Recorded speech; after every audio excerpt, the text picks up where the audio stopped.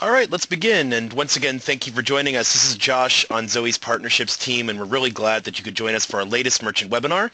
Today's topic is search engine optimization. It's one of those important topics that we hear about all the time and always need to be thinking about as those who are online, including us here at Zoey. So we want to share some tips with one of our partners, Rand Marketing. We have Seth Rand here, who's going to talk about some things that you should be thinking about as merchants and partners. As a reminder on how to participate, if this is your first time joining us for a session, we use GoToWebinar, and there's a questions feature inside the software where you can submit your questions for our Q&A. Once we reach the end of the presentation, we'll review those questions and answer them live here on the call. Please submit any questions you have at any point. We'll definitely go over them. And if we happen to run out of time, we'll also send out the Q&A in a written form for you as well. We'd also like to remind you that this is part of a merchant webinar series. This is our 8th one, so as you can expect, there's going to be other topics that we've covered so far. Our previous webinar recordings are available on the merchant webinars page, which is zoey.com/merchant-webinars. If you can't make a session that we advertise, you can always review the recording later just by going to the page and clicking the view recording button. We usually upload the presentation as well. Specifically to this presentation, we want to ask you to, or encourage you to stay after Rand Marketing's presentation, because we're actually going to talk briefly about some recent SEO enhancements that we've made to the core Zoey platform. These are going to be things that are going to make it easier for you to gain your visibility in search engines. So definitely stay tuned after the presentation to learn a bit more about what we're doing lately and some new tools you can take advantage of today. Now, with all that having been said, it's time for our presentation. So please welcome Seth Rand from Rand Marketing. He's going to talk about some tips and trends in SEO and some things you should be thinking about as a merchant. Good afternoon, everybody. This is Seth Rand. Thank you for being here today. As previously mentioned, I'm the founder and CEO of Rand Internet Marketing, a premier Google partner, one of the top 3% in the country. And I'm so glad to be here today with you. All right, today we're going to be talking about e-commerce search engine optimization tips and best practices for your Zoey Commerce website. For those of you who aren't familiar, I've been doing SEO for over 13 years, getting close to 15. I've optimized over 750 websites, over 100,000 first-page organic search engine rankings, primarily in Google. Managed over $20 million in pay-per-click, primarily through Google AdWords. I'm a keynote speaker, published author on the topic of search engine marketing. I serve on the board of directors of the Better Business Bureau for Southeast Florida and the Caribbean, and I'm a member of SEMPO, Search Engine Marketing Professionals Organization.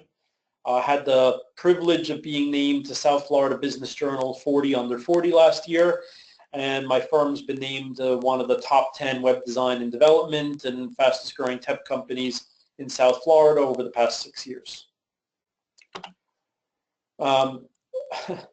SEO has evolved tremendously over the past 13 plus years. It's not just about meta tags and things of that nature anymore. It's gotten very complex. When we talk about SEO, we kind of split into two pieces: the on-site search engine optimization, and so the URLs, title tags, meta descriptions, meta keywords, the heading tags, the product descriptions and category names, keyword density ratio, all tags on the images, sitemaps, and all the other factors that we're going to talk about on the website. But it's also about everything that's happening off your website that Google's looking at in order to determine, with their algorithm, where in Google you should be ranking.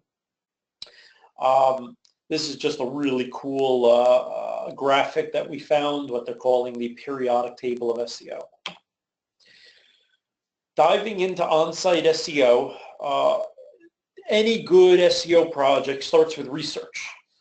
First off, you want to do keyword research. For your products, your categories, what are people actually searching Google for?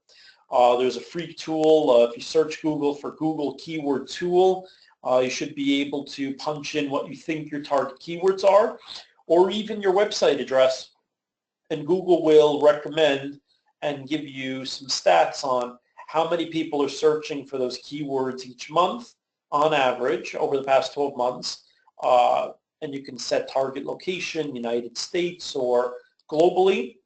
And it'll suggest other keywords, relevant keywords that you should potentially be considering.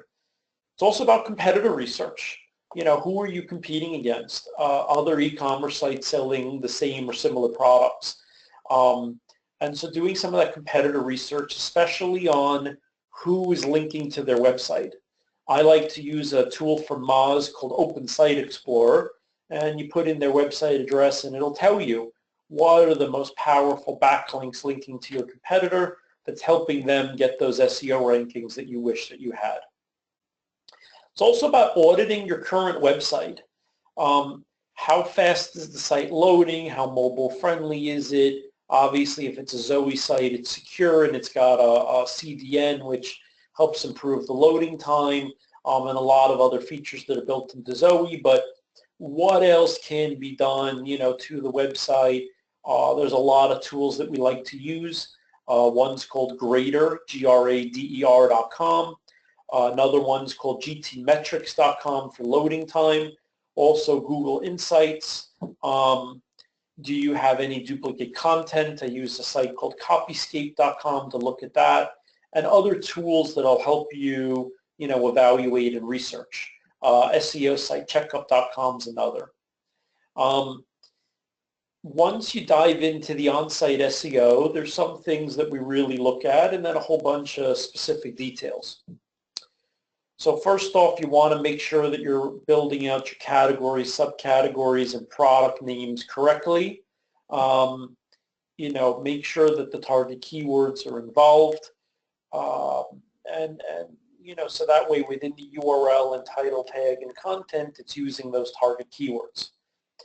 You want to make sure that you have unique, fresh content. So for a manufacturer, this is a little easier because it's your unique product. But when you're a retailer selling a product that others are selling, you're often receiving the product description from the manufacturer or distributor. And so, using synonyms and rearranging some of the content so it's unique and fresh, adding fresh blog content or other elements so that way it's not just a complete duplicate of other sites' content, will go a long way in Google's eyes. How you're linking internally, so the structure of the links from the categories to subcategories to products, the links in your footer, the breadcrumb links, and that the anchor text of that internal linking. Obviously, the URL structure of your pages, and that's something you have a lot of control over through the Zoey Commerce admin.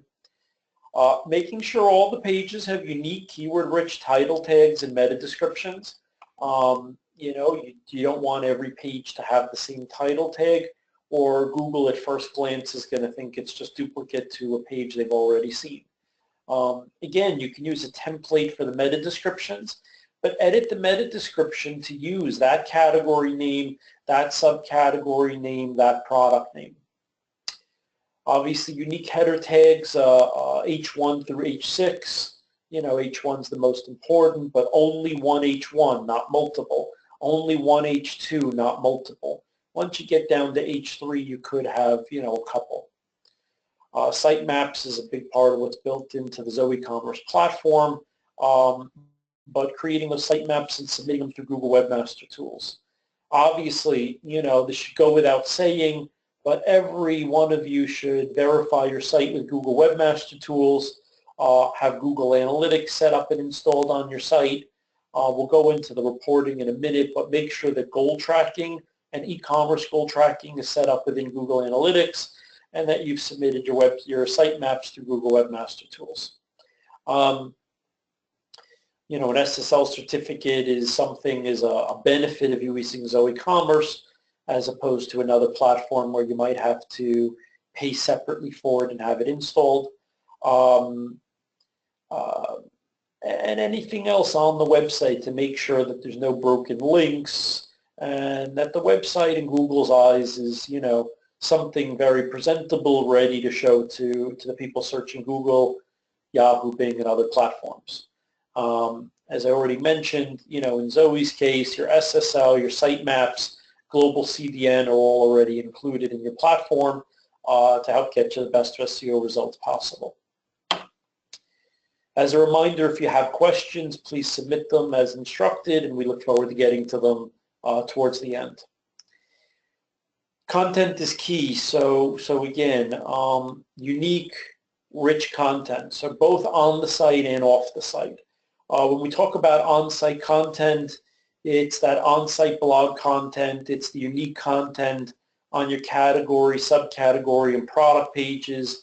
It's unique content talking about any services that you have, and just making yourself look like an expert. But it's obviously within that content you want to keep in mind keyword density ratio and use your target keywords within it. So you want it to look natural and flow well, but also utilize the keywords. But it's not just about your on-site content, it's about your off-site content, and we're going to get to that as well. When we talk about backlinks to your website, how do we get good content published on industry-leading blogs and news sites and sites that cultivate articles in your particular industry, getting you approved as a contributing author or guest blogger and submitting that content? In my experience, the backlinks from those types of websites are invaluable. Again, the blog is an important part, something you can be updating yourselves through your admin by adding a post to your blog. I recommend doing at least one a month, and then it just depends on how much site traffic you have and how many people are actually getting to your blog. Of course, I recommend sharing each of your blog posts through your social media networks to increase visibility. Diversity, again, you don't want duplicate content, and you can help identify duplicate content using a site called copyscape.com. No two products on the site should have the exact same product data, product description, meta description, title tag, and such.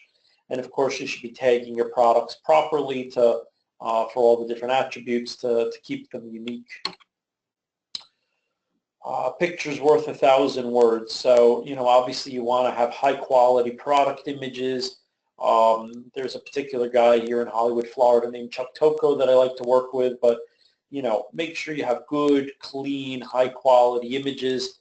Obviously you want to save them for web for loading time purposes, but the file name of the JPEG image, the alt tag on the image are all factors in the SEO.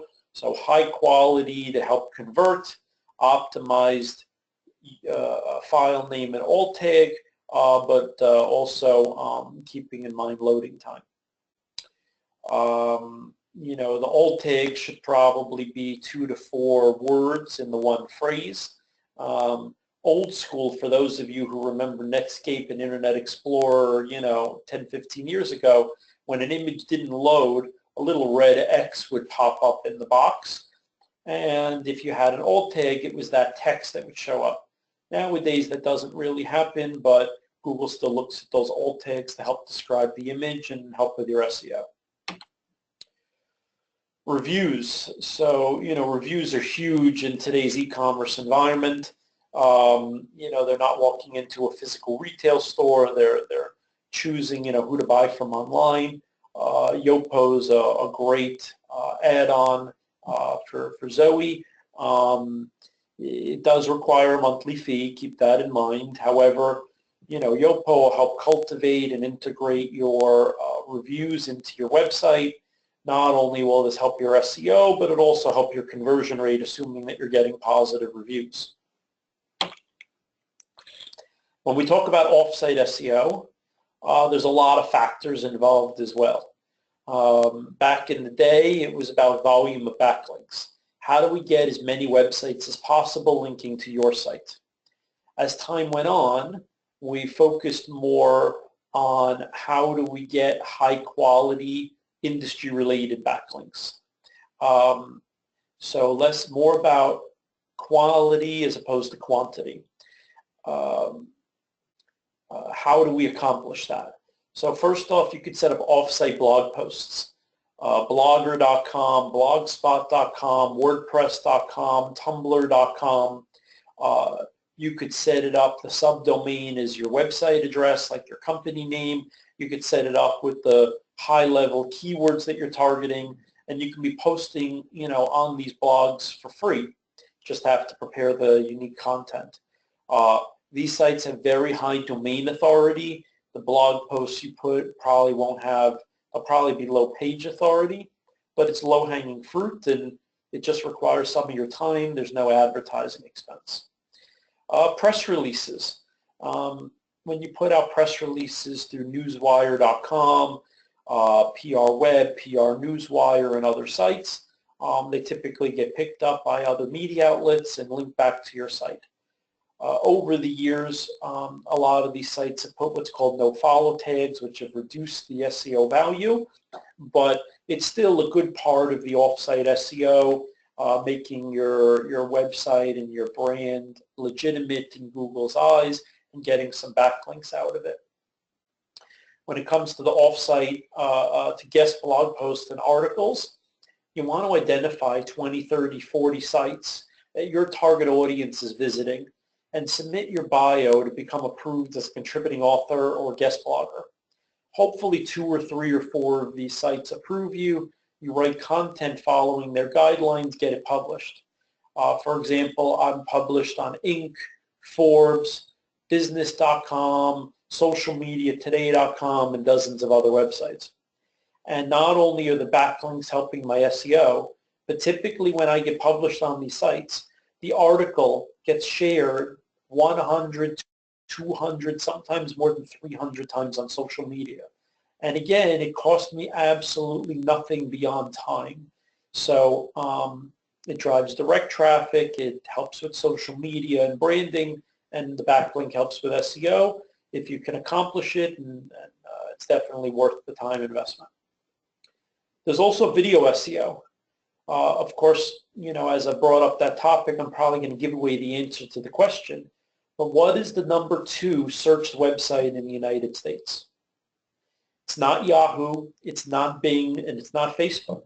It's YouTube. More people search YouTube on a daily basis than any of those other websites. Facebook is the number 2 most visited site after Google, but not as many people are searching Facebook for the products they're looking for.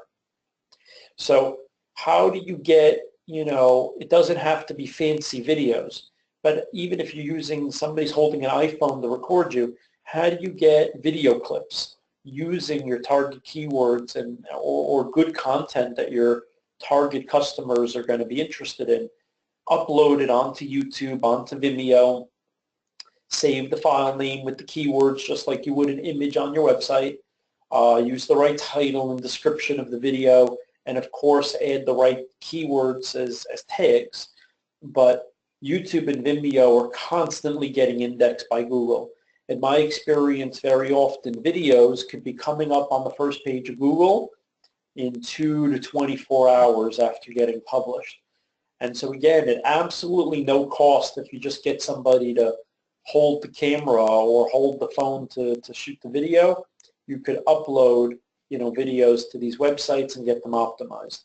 Of course, you can also upload video clips to Facebook and Instagram and other platforms. Social media is now a big factor in SEO.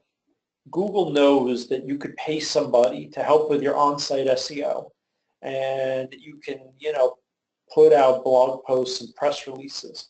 But it's a lot harder to fake social media engagement. So it's not really about how often you're posting. It's about how much engagement you're getting on your public-facing social media, meaning not on your friends only, not on what's in a private group, but what's happening that Google can crawl and index and give you credit for. And so Facebook, Twitter, Google+, Instagram, and again, public-facing on Pinterest or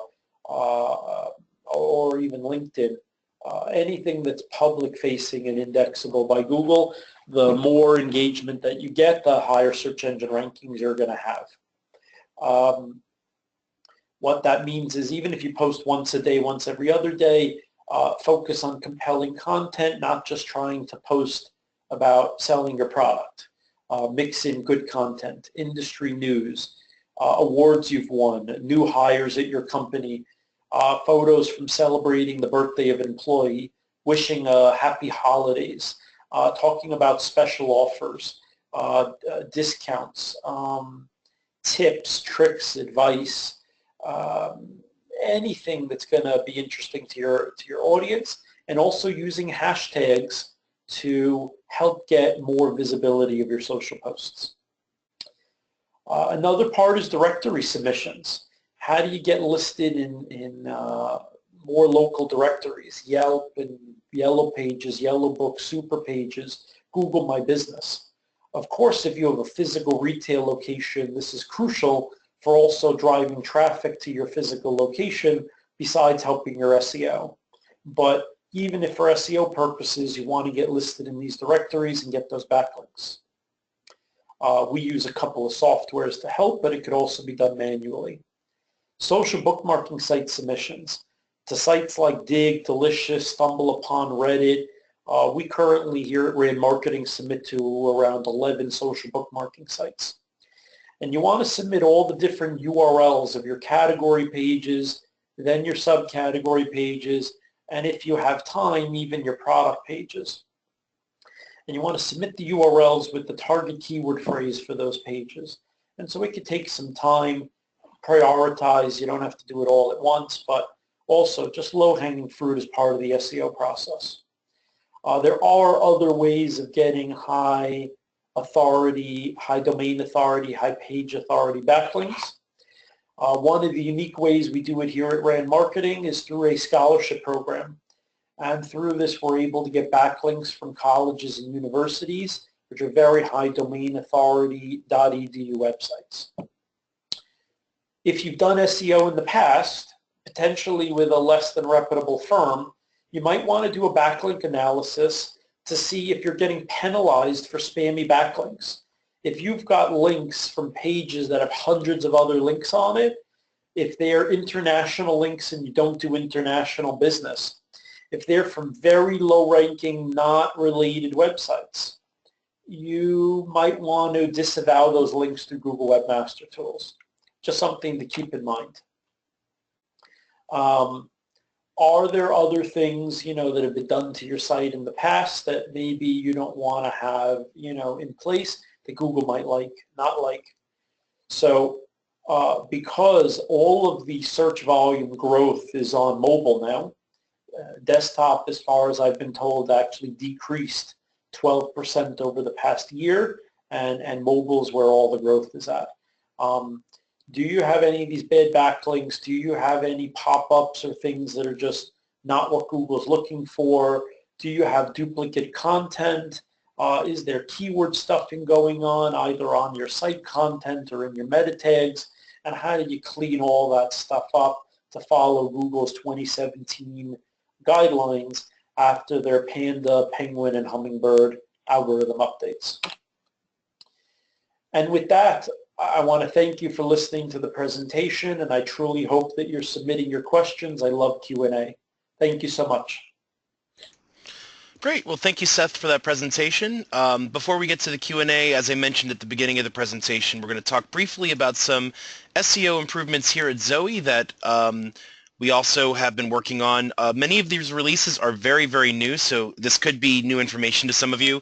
We're actually going to be putting out some blog updates here to start to catch up, because we actually had more than 100 feature improvements and bug fixes that have gone out in the last 14 days or so. So I think this is really good just to mention briefly, and it ties a lot into what was just presented. So for instance, we recently updated our import process for images to allow the alt tags, that's that text label that you put on the images, to be uploaded via a CSV. So our import-export tools now allow for that data to be imported. So in the presentation that you saw, there is a way to do it on an individual image inside the Zoey admin. If you only have a few images to update, updating that image label is fine, but if you're doing hundreds of images at one time, it may be helpful to be able to update your tags in bulk. So this is one of the things we've done. You'll see a support link here on the presentation. We'll also momentarily paste it into the chat, so that way you have it.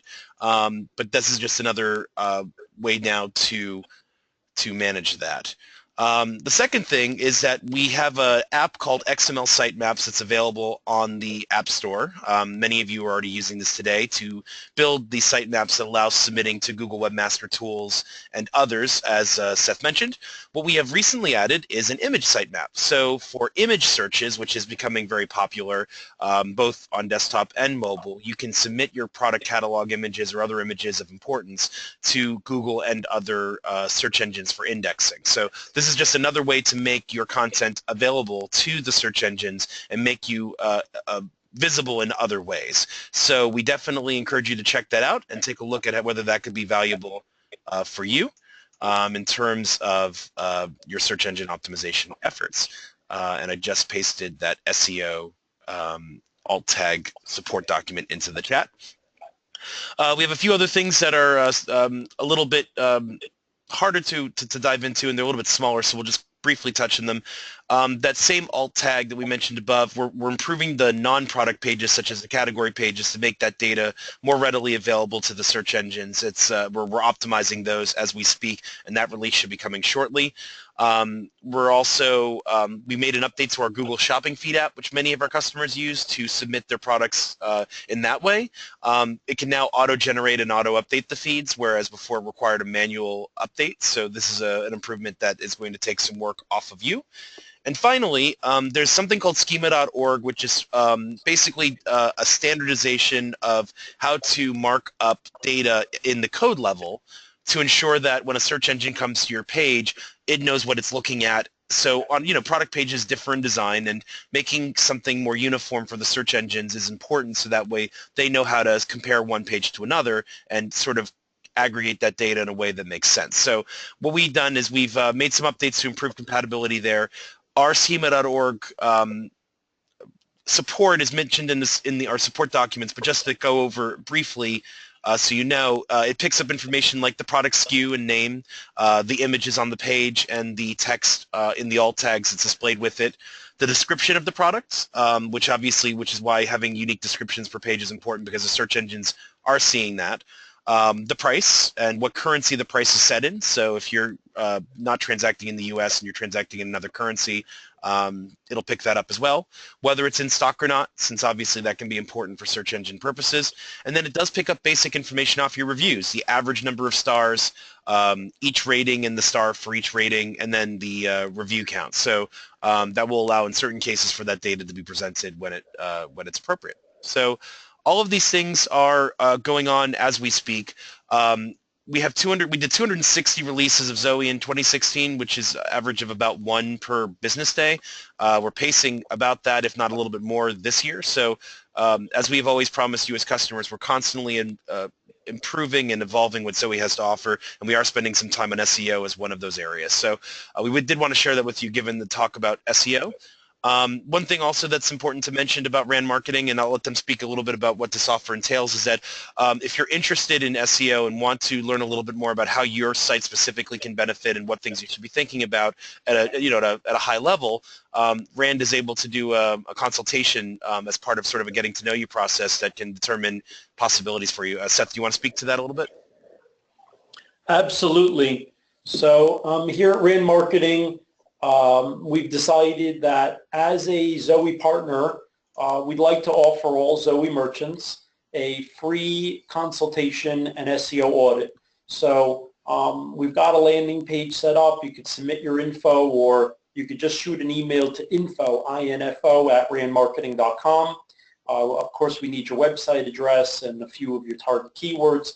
But what we'll do is we'll do a complete SEO audit, and then schedule a call with you with which to review the results of that audit, identify what's working, areas for improvement, make those suggestions, and based on our experience, give you some guidance as to what we think might be good for you in the future. This, of course, is at absolutely no cost and at no obligation.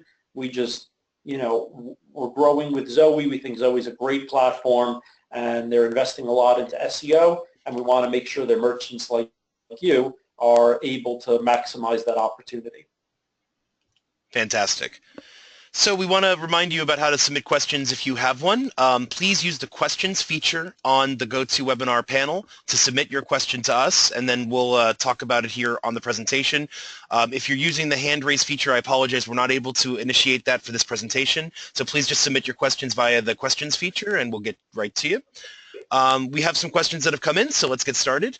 The first question is about the social media engagement. So what happens when you have a situation where the demographic is not as active on social media platforms? What's your recommendation as far as social media engagement?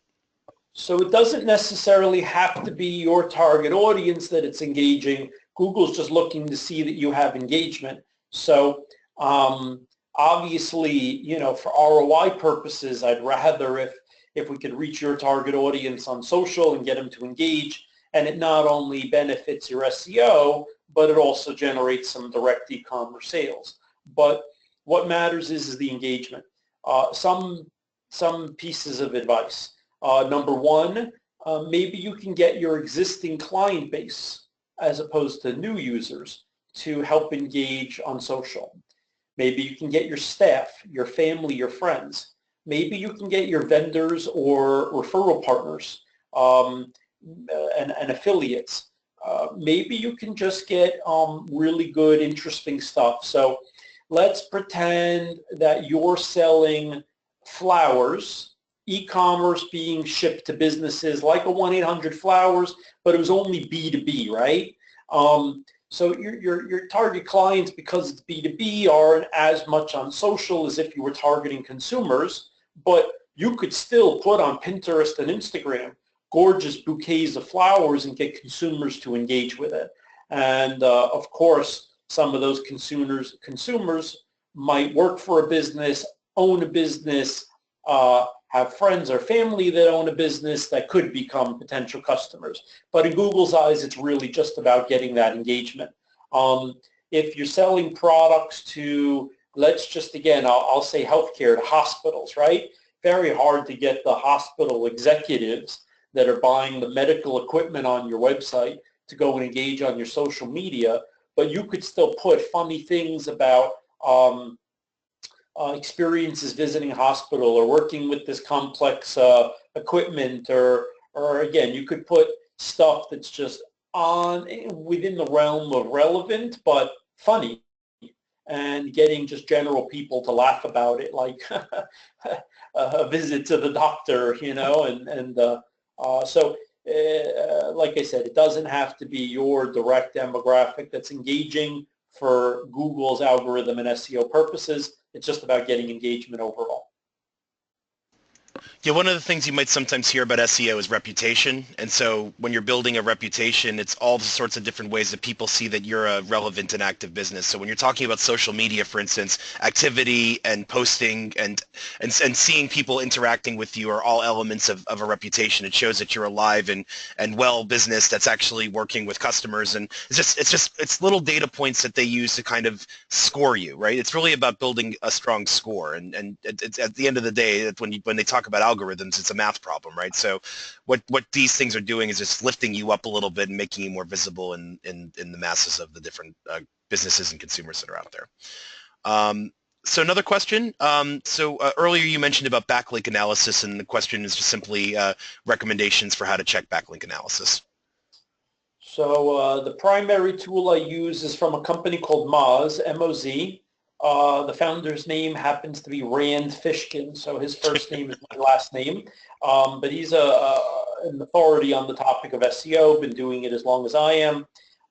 And within Moz, the specific tool that we use is called Open, O-P-E-N, Site, S-I-T-E, Explorer.com, OpenSiteExplorer.com. There are other tools. There's one that we use called, I can't remember the name at the moment, but if somebody wants to know the more advanced tool that we use that not only looks at the backlinks but also helps evaluate if you have toxic backlinks, please submit an email and I will email you the link to that software. And just for anybody who's currently looking at the chat, I've also pasted the direct link to the Moz Open Site Explorer so you can bookmark it for yourself. Next question.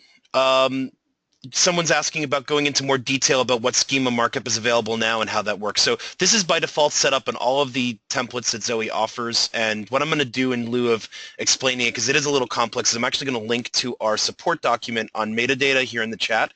It actually outlines and enumerates exactly which tags are supported and built into every Zoey store today. As far as what it does for you, it basically, as I said, just makes the information on the page easier for a search engine to read and understand.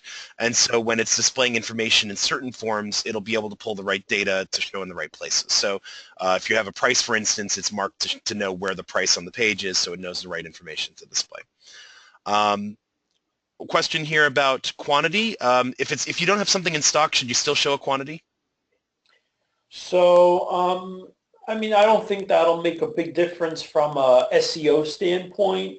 I think more functional advice, I would tell you if it is temporarily out of stock, meaning you expect it to come back into stock within a week or two, absolutely I would still list it on the website as long as, of course, it says quantity available 0 or ship date, 2 weeks from now or something, so you're not getting orders for product that you can't ship and having unhappy customers. But yes, I would leave it on the site and not hide it for SEO purposes and just general business. If it is permanently discontinued, permanently out of stock, my opinion is to then remove it from the site. If there were a lot of links to that particular product, we'd probably want to do a URL redirect to the category that product was in or to the replacement product, the more updated version. But for a major brand name watch manufacturer, they listed their tens of thousands of SKUs on the site, but only had about 15% of them available in inventory to ship for their e-commerce orders, and that made the conversion rate of the website so poor that it made the marketing efforts almost impossible. So while it did drive some extra traffic through the SEO, the conversion rate was so bad that I completely discouraged it and would stick with that advice. Makes sense. The next question is we have a couple more questions that have come in about social media. The first one is relating to Facebook specifically, and then Instagram by extension. How much is that engagement worth the Google SEO rankings, given that some of the Facebook data can be siloed and not shared to the open web? So again, the stuff that's not shared, anything that's friends only or in a private group has no value. The stuff that is public and not hidden from the spiders has a good amount of value. Of course, Google's a little biased and looks at Google Plus, but a little heavier. There's a really cool report. I believe it's called the Annual Search Trends. The Annual Search Trends Report, and I would look up the 2016 version. I don't think 2017 has been published yet. And it really not only shows our best guess as to how much weight each of these factors, such as social media, gets, but what direction it's trending in compared to the previous year. So what I can tell you is that the weight of social media engagement has trended in a heavier heavier weight over the past years, while some other factors like meta tags and other things have received a lot less weight.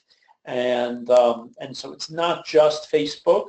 On Twitter, pretty much everything is public. On Instagram, as long as your profile allows people to follow without having to accept them, it's public. Again, on Pinterest, it's typically public. And so it's not all about Facebook. It's about overall social media engagement and making sure that obviously your website is linking to those company social media platforms. I would also tell you I'm a big fan of social sharing widgets on your website. I'm a little biased. I have friends at a company called adshoppers.com. The great technology, great people, but there are plenty of other social sharing widgets available, some that are at no charge. Great. The next question about social media is around posting frequency. Is there any thoughts about, like, for businesses about what they should be thinking about in terms of frequency? Is there such thing as too many posts or not enough posts? So the reason that there could be too many posts is when it limits engagement. So when it so on Facebook, not all your posts are going to make it onto the wall of everybody who likes your page. And Twitter is constantly getting posts, and so, Twitter, you might want to do more frequent. Instagram, Facebook, I would say no more than twice a day. Pinterest is really about building up your boards. Twitter, I would say, could be more than twice a day. Too little might be less than once every other day.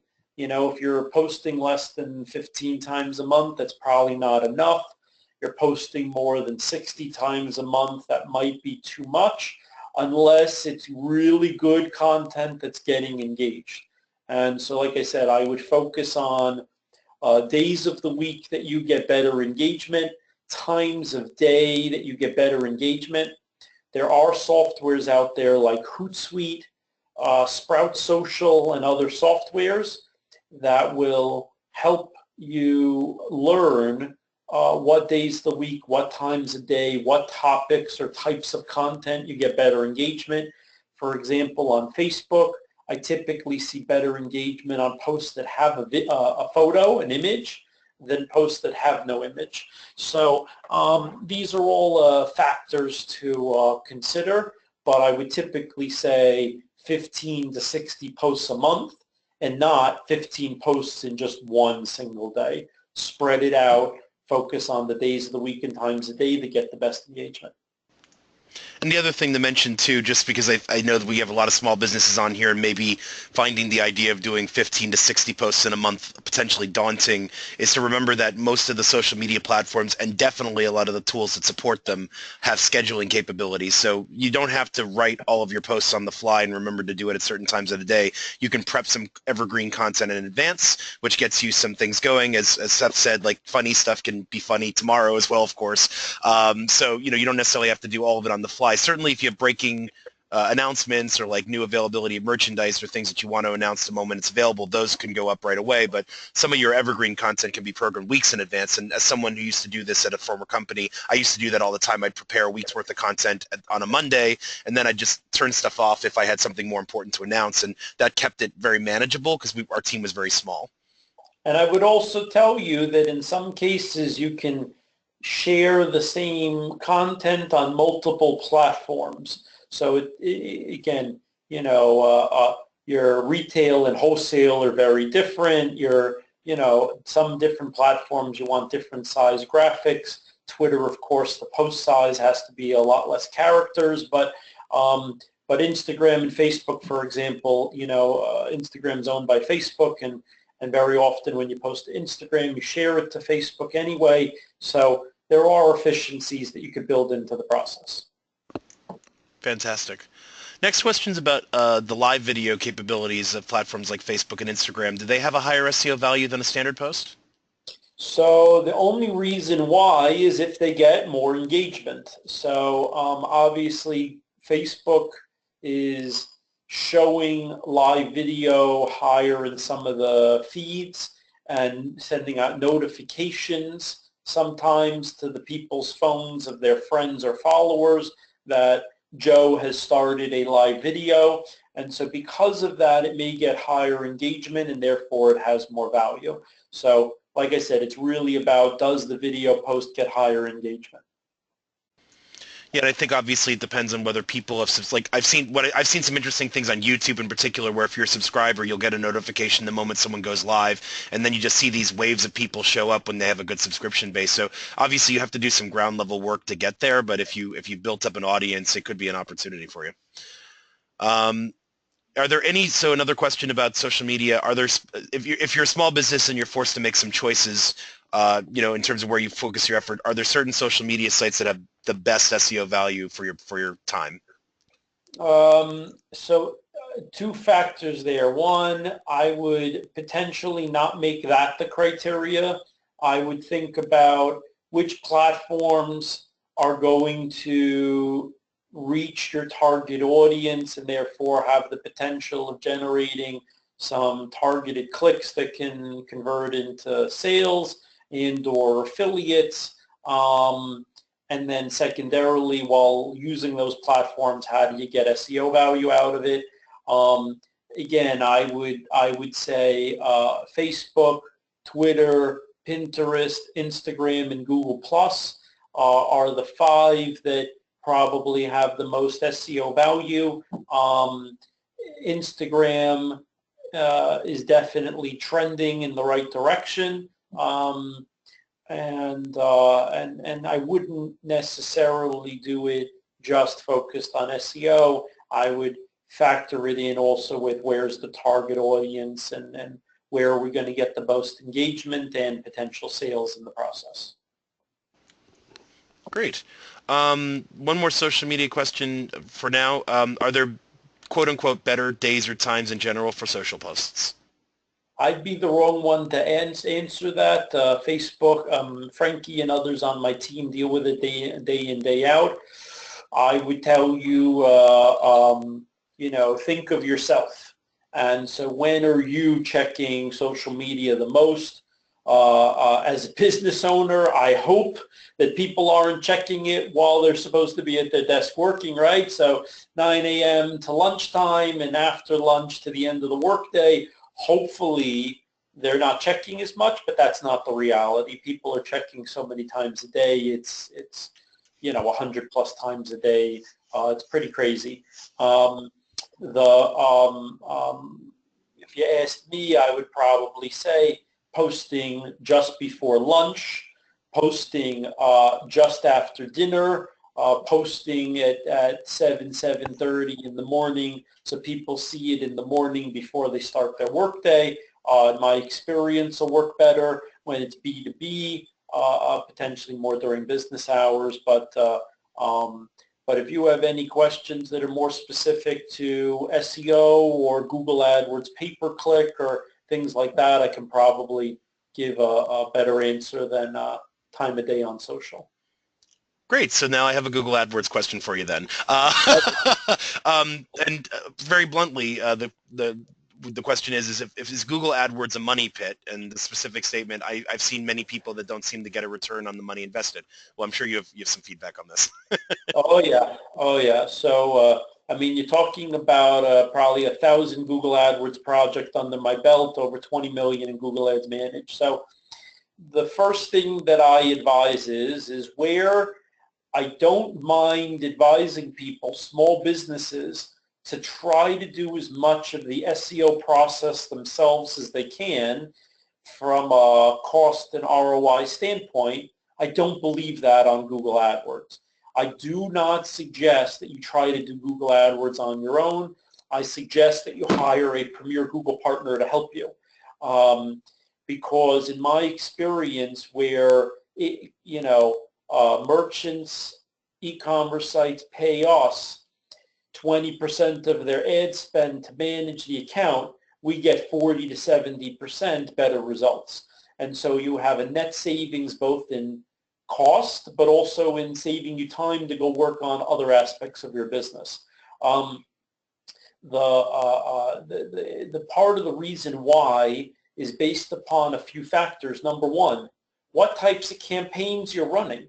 So if you're, when we talk about for Zoey commerce merchants, I believe you're supposed to be focused on Google Shopping remarketing, and Google display remarketing. Those are the three types of campaigns you're supposed to be focused on. And I would venture a guess that most of the Google AdWords campaigns that your friends or you may have tested for, for Google AdWords were search or display. Mind you, it doesn't mean that search or display can't work, but in terms of getting ROI for e-commerce, shopping, remarketing, display remarketing is absolutely the way to go. Takes a little bit more setup work, right? You need to have a shopping feed going into Google Merchant Center and connecting Google Merchant Center with Google AdWords. But it takes more setup work, but you'll get much better ROI. Number two is about how the campaign is set up. So under locations, did you just put the United States, or did you add all 50 states individually so you can test and measure which states convert into sales more cost effectively, less cost effectively, to do bid adjustments? From the ad scheduling, did you just set it up to run 24/7, or did you add 6 time blocks per day, 7 days per week, 42 day and time blocks to test and measure what gets sales more cost effectively? Midnight to 7, 7 to 9, 9 to 1, 1 to 5, 5 to 8, 8 to midnight. And then do bid adjustments based on the cost per conversion, cost per client acquisition. Also bid adjustments based on device, desktop, laptops, tablets, mobile phones, and the other ad extensions. So my point is that if Google AdWords is set up properly with the conversion tracking and e-commerce goal tracking, with Google Shopping and remarketing, with the locations and ad schedule set up properly, and connecting Google Merchant Center, Google Analytics, both with your Google AdWords account, then you're setting yourself up for success and to get the desired ROI out of it. I will tell you that I have e-commerce clients today that get 8 to 20 times the revenue off their Google AdWords account for e-commerce. Some only get 3 times, meaning some we spend $1,000 and only get $3,000 in sales. Some we get 8 to 20,000 in sales off that $1,000. So it depends upon your competitiveness and the pricing and the shipping and the conversion rate and the industry and so many factors. But I have many Google AdWords clients that are e-commerce that we've built a profitable campaign. And I'll leave off with, it takes a good 3 weeks worth of data to make good choices, and it typically takes 6 to 8 weeks, if done properly, to optimize it to really be, profitable and have the ability to scale. But absolutely, for small businesses, I'm a big fan in setting up Google AdWords in the way that I just described. Fantastic. And then what is, I think, a fantastic follow-up question from another person in the room. Does paying for Google Ads increase your SEO directly? Not even a little, not even a tiny bit. So Google would probably get sued in a class action lawsuit if they allowed otherwise. There are some shady businesses that try to convince you otherwise, but no, in my experience, it doesn't help. There is some small school of thought that for blogs and news sites, if they have Google AdSense built in, maybe they get better SEO results, and that's possible, I suppose, but no, in my belief is that running Google AdWords does not help your SEO. Google AdWords is meant to do the following. Number one, fill the voids that SEO can't, meaning you can't come up in Google Shopping through SEO. You can't run display banner ad remarketing campaigns through SEO. You have to do it through Google AdWords or through AdRoll or Steelhouse or another platform. And so I believe in using Google AdWords for e-commerce, for shopping, remarketing, display remarketing, even if you have good SEO rankings. Number two, it's meant to use Google AdWords search for the keywords that you're not on page 1 of Google organically for. Number three, it's meant to target keywords that you can't target through SEO, like competitor names. You can bid on their competitor name through Google AdWords, but can't really add the competitor name to your website and your content to try to come up organically for it. So I believe in using Google AdWords supplemental to your SEO.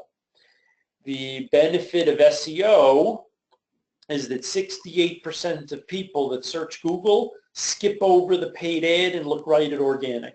So if you just do Google AdWords, you're going to miss out on 2/3 of the potential clicks if you're not on page 1 of Google organically for that keyword. So it's a combination of the two that in most cases gets the best success. Great. A couple other SEO questions that have come in during that conversation. First one relating to the competitors' names. Is there a penalty for mentioning your competitors' names when doing SEO? No, there's not a penalty for it. I would just discourage it. The only place I would consider doing it would be in an off-site blog, like on the ones I mentioned earlier, Blogger, Blogspot, WordPress, Tumblr. Maybe there I would post about it in like as a comparison or in reviews or things like that. But if it were me and my business, I would not mention your competitors on your website itself. Mind you, just because you won't get an SEO penalty from it doesn't mean you might not get a cease and desist or lawyer letter about it. Two separate topics. If it's a trademarked copyrighted term and you're using it without permission, you're using it out of context, then you absolutely can get in legal trouble. So my opinion is keep it off your website. Great. And then another SEO question. Should you mention individual states or locations in a Google product listing, or is that kind of another form of keyword stuffing? So if we were talking about services being provided, yes, I think it's okay to list the locations. When we're talking about generating e-commerce sales, not only do I not suggest it from like a keyword stuffing standpoint, but I don't suggest it because I don't think people are searching that way. So there might be a few exceptions like air conditioner parts or tires or bigger, heavier, bulkier items that people traditionally buy locally and don't order e-commerce. Maybe for that I would add in some locations, but I wouldn't really do it on the product page. I would add a delivery area section to the site, or a service area section, or a coverage area section to the site mentioning the location names. I wouldn't really do it on the product page. But in my experience, for things that people are now used to buying online, like electronics or books or anything that's really, really like the jewelry or the popular, inexpensive jewelry or things that, like I said, are ordered a lot on Amazon, people aren't adding a location word often to that search phrase, and therefore it'd be a waste and actually reduce your keyword density ratio for the product name target keywords itself. Excellent. Does customer feedback and product feedback on a site factor into your SEO? Yes, if it counts as unique content, positive reviews properly added to your site through something like Yopo or some other opportunities, absolutely can positively affect your SEO.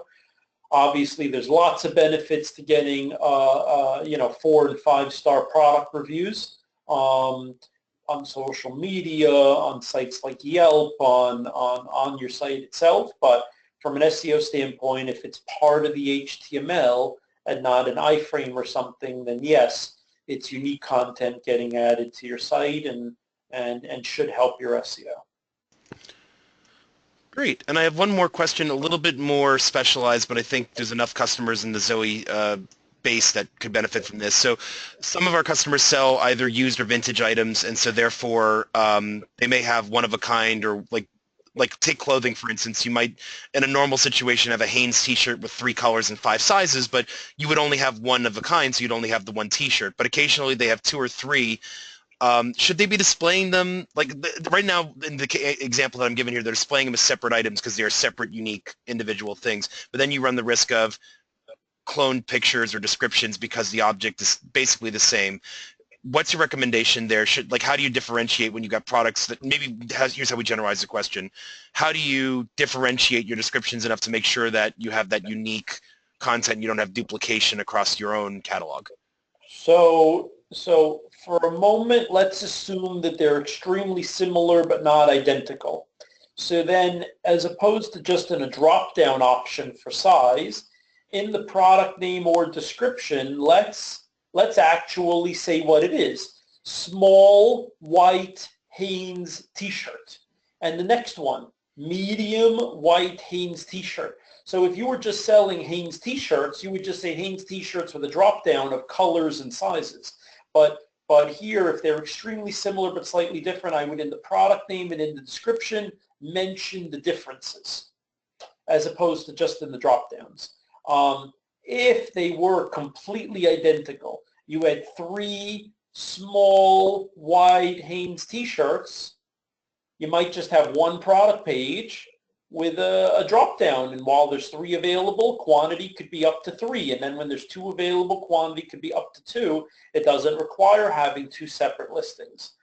And if for whatever reason you really wanted 2 separate product pages with identical products, you need to rearrange change the title of the product name. So the first one is small white Hanes t-shirt. Another one is white small Hanes t-shirt. And you gotta rearrange the description and potentially use synonyms. Maybe one says t-shirt with a hyphen between T and S, and another one doesn't. Maybe the other one has a space between T and the S. And so how do you use synonyms or rearrange the content? But I would say if they were actually identical, I would just have the one product page, because it's not worth the risk of the duplicate content. However, I would also add in that feeding the products into Google Shopping and eBay are absolutely ways of pushing used or vintage products, because you can set that in the settings that if somebody's looking for used. I have multiple manufacturers who accept back returns or pre-owned product that sell it as used, and have a lot of success selling it through Google Shopping and through eBay.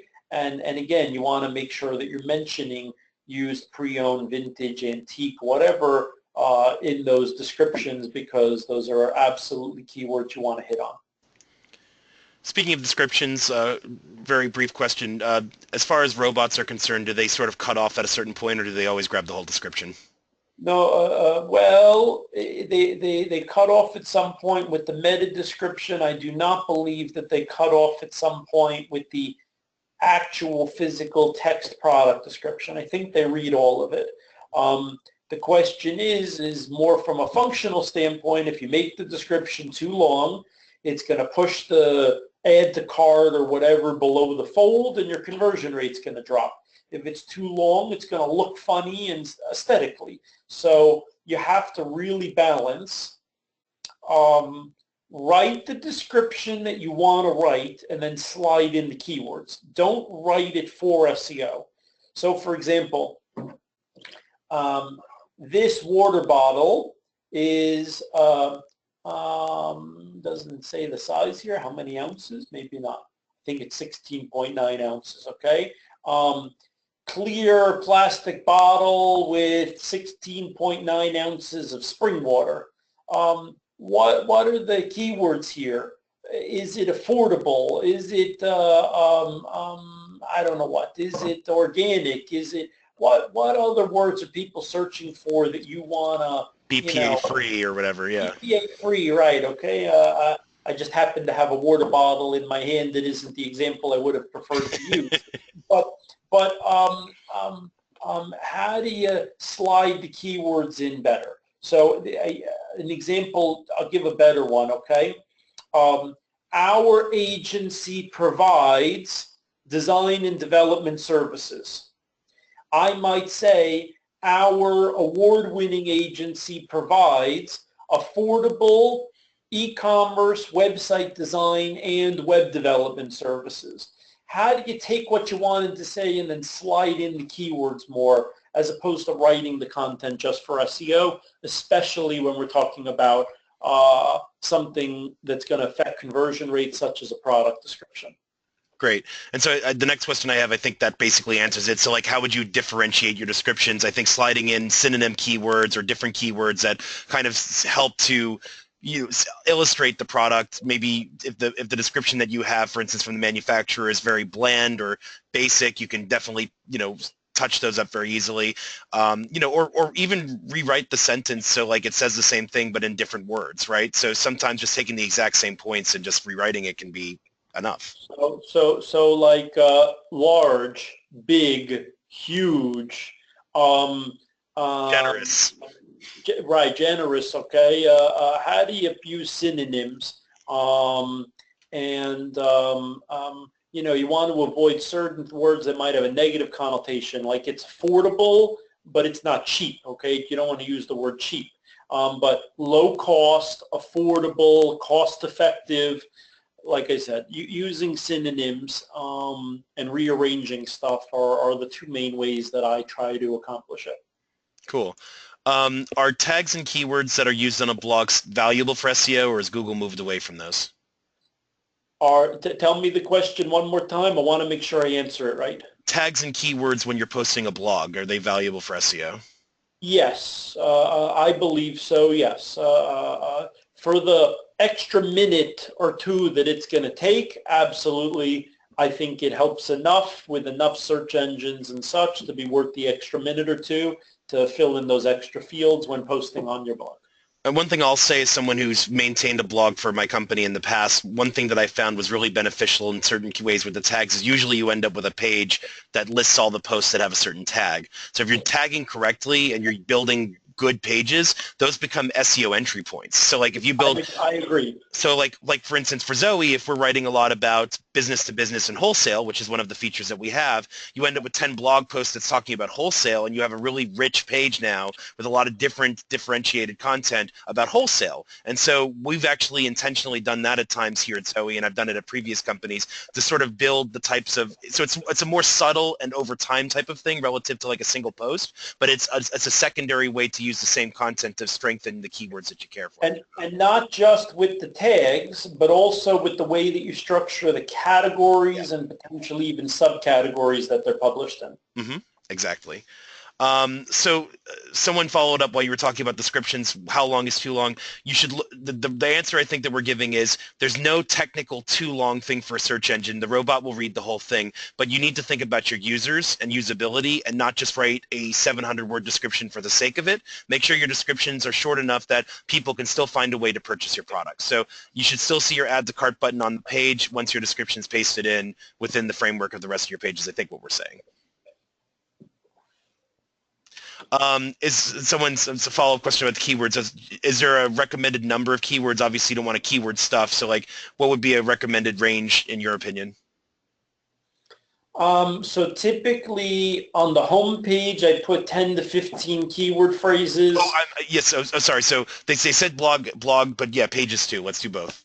Okay, so I'll cover it as I go, and it'll be a complete answer. On the home page, 10 to 15 keyword phrases. On a category page, maybe 5 to 6 keyword phrases. On a product page, maybe 2 to 4 keyword phrases, 3 to 4 keyword phrases. On a blog post, could be anywhere from 4 to 10 keyword phrases, depending on how long the blog post is and how many different types of topics or keywords, are hit on within the content of that blog post. Fantastic. Well, I think we got through all the questions. I'm always glad to see so much interest from our attendees. As always, if any questions come up after the presentation, please don't hesitate to email me at josh@zoey.com. Similarly, we'd love to hear your feedback about this presentation and what you thought and other topics that you'd love to hear about. I think we've got a couple of ideas based on the types of questions that came up today about some follow-up material we can get out to you. But please let us know what you're interested in. And definitely also check out Rand Internet Marketing's website at randmarketing.com so you can learn a little bit more about what they have to offer, and you're able to obviously request that free consultation about SEO, which can help you out as well. We'll have more webinars to come soon. We actually took a bit of a hiatus scheduling it because we wanted to give everybody a breather. We did 8 in 2.5 months, which is a lot. So we're going to breathe a bit, and then we'll get another wave of webinars for you soon. But remember that we have more than half a dozen recordings of previous webinars available on our Merchant Webinars page. And this recording will be available within 24 hours, so you'll be able to find this very quickly. We'll also upload the presentation so you can see the original presentation as well. Thank you for your time. Thank you to Seth Rand for being such a great partner with us as well as presenting today. And we thank you as our audience for attending, and we will talk to you very soon. Have a great day. Thank you so much.